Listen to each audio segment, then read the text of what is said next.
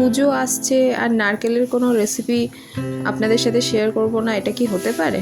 না, একদমই হতে পারে না। তাহলে চলুন আজকে নারকেলেরই একটা রেসিপি আপনাদের সাথে শেয়ার করি। নমস্কার, আমি মধুশ্রী আর আপনাদের সবাইকে স্বাগত আমার চ্যানেল মধুশ্রীস ওয়ার্ল্ডে। এখানে আমি প্রথমেই নারকেলটাকে ফাটিয়ে নিয়েছি, যদিও আমি ফাটাইনি, আমার হাজব্যান্ড করে দিয়েছে।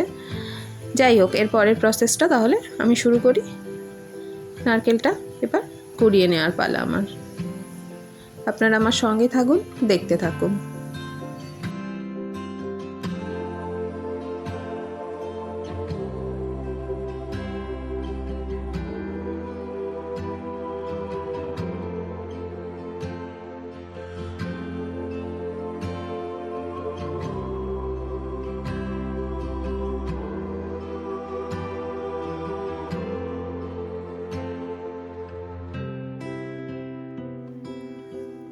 সবে একটা হলো, আরও একটার পালা।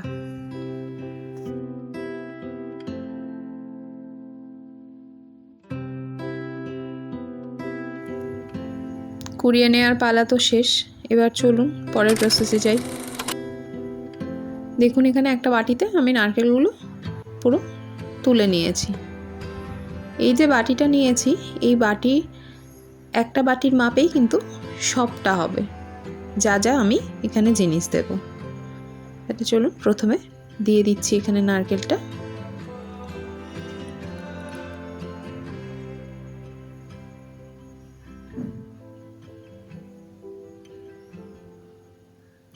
ওই বাটিরই মাপে দিয়ে দিলাম এক বাটি সুজি,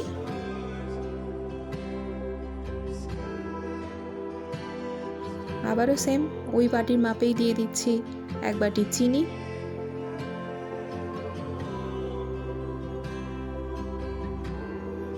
আর লাস্টে দিচ্ছি এক বাটি ময়দা। এবার সব জিনিসগুলোকে খুব ভালোভাবে হাতের সাহায্যে মেখে নিতে হবে।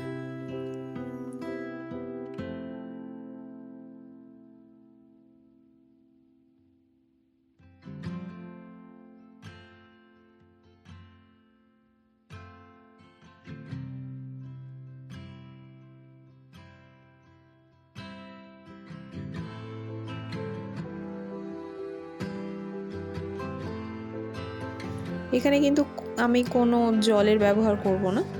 নারকেলের মধ্যে যে জল জল ভাবটা থাকে, আর এখানে চিনি আছে, অতএব সেখান থেকেও কিছুটা জল ভাবটা চলে আসবে, আর এক্সট্রা কোনো জলের এখানে প্রয়োজন নেই। এখানে দেখতেই পাচ্ছেন পুরো একদম ডোটা রেডি। তবুও আমি ভালো করে আরও কিছুক্ষণ এটাকে মাখিয়ে নেব। আর কতটা নরম হয়ে গেছে আর একদম আটার ডোয়ের মতন হয়েছে, আপনারা দেখলে হয়তো সেটা বুঝতে পারছেন।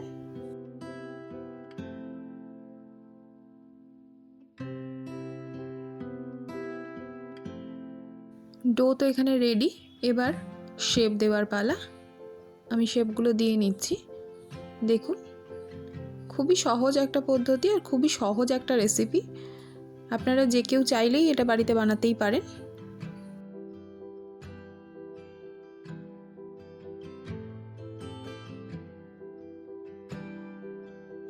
এখানে আপনাদের জন্য আমি আরও কয়েকটা করে দেখাচ্ছি। আবারও বলছি, এটা কিন্তু খুব সহজ।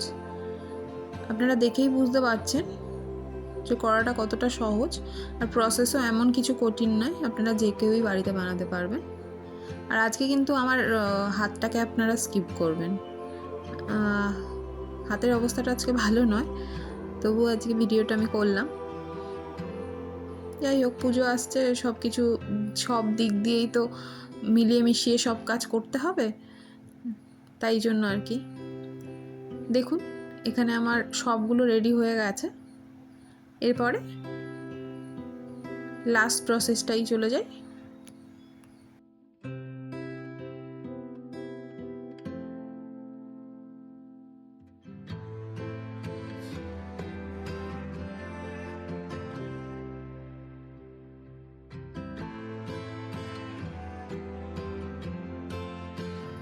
এখানে আমি কড়াই বসিয়ে দিয়েছি। এরপরে দিয়ে দেব তেল। সাদা তেল, অবশ্যই যে কোনো কিছু ভাজার জন্য আমরা সাদা তেলটাই ইউজ করি। আর তেলটা কিন্তু এখানে একটু পরিমাণটা বেশি দেব, কারণ এইটা যেটা আমি তৈরি করলাম সেটা কিন্তু ডিপ ফ্রাই করতে হবে, ওই জন্য তেলের পরিমাণটা একটু বেশি দিতে হবে।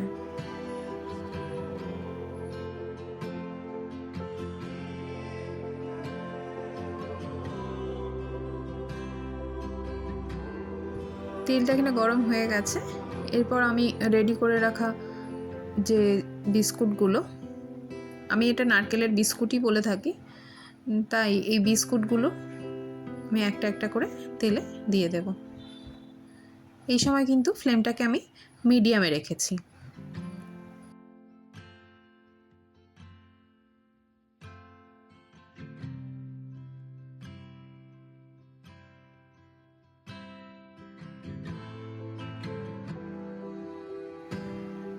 আমি এবার উল্টে অন্য সাইডগুলো দিয়ে দেব প্রত্যেকটা বিস্কুটের, আর এই সময় ফ্লেমটাকে একদম লো করে দেব।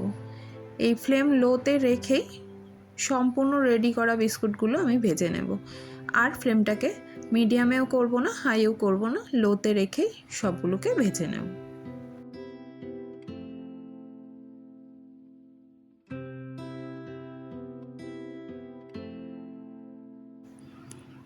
আবারও বিস্কুটগুলোকে উল্টে দেব। এইভাবেই কিন্তু উল্টে পাল্টে ভেজে নিতে হবে, মানে একবারেই একটা সাইড যে ভাজা হয়ে যাবে এরকমটা কিন্তু নয়, উল্টিয়ে উল্টিয়ে বারবার এদিক ওদিক করে ভেজে নিতে হবে। আমার এক একটা ব্যাচ ভাজতে 5 থেকে 7 মিনিট মতন টাইম লেগেছে।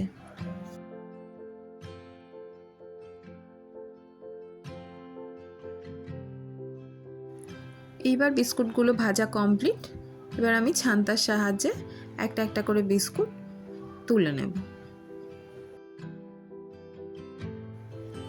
বিস্কুটগুলো উল্টে পাল্টে ভাজার সময় আমি কিন্তু ছান্তার ইউজ করিনি, আমি তখন একটা চামচ দিয়েই উল্টে উল্টে দিয়েছি, কেন কি ছান্তাটা একটু বড় তো, এবার একটা উল্টাতে গিয়ে আরেকটায় লেগে ভেঙে যাওয়ার কিন্তু একটা চান্স থাকে, ওই জন্য একটা চামচের ছোট চামচের সাহায্যে আমি উল্টে দিয়েছি। আপনারাও কিন্তু এই জিনিসটা মাথায় রাখবেন।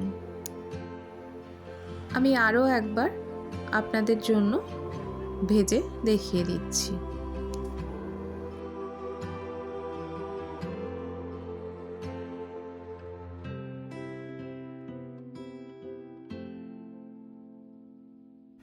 একইভাবে ফ্লেমটাকে লো রেখে চামচের সাহায্যে উল্টে পাল্টে বারবার করে দু সাইড খুব ভালোভাবে ভেজে নিতে হবে। যখন ঠিক আমি যখন আগেরটা তুললাম যেরকম একটা লালচে ভাব চলে এসেছিলো, সেইটা যখন হয়ে যাবে তখন বুঝবেন যে বিস্কুটটা ভাজা একদম রেডি, তখন আপনারা তুলে নেবেন।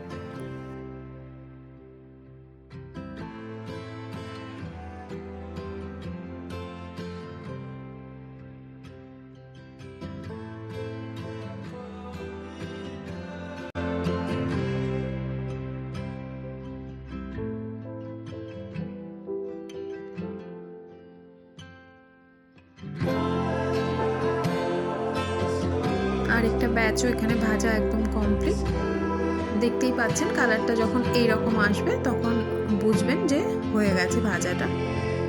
আমি আবারও ছান্তার সাহায্যে বিস্কুটগুলোকে তুলে নিচ্ছি।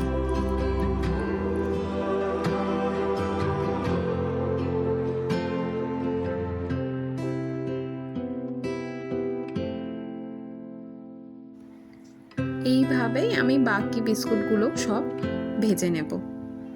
তারপরে একবারে সব বিস্কুটগুলো ভাজা হয়ে গেলে আপনাদের সাথে শেয়ার করছি।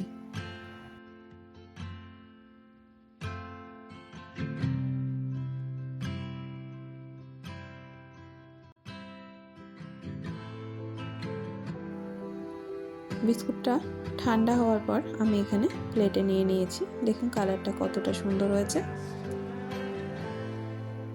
খেতেও কিন্তু যথেষ্ট ভালো ছিল। যারা যারা খেয়েছে তারা কিন্তু আমাকে ভালোই বলেছে।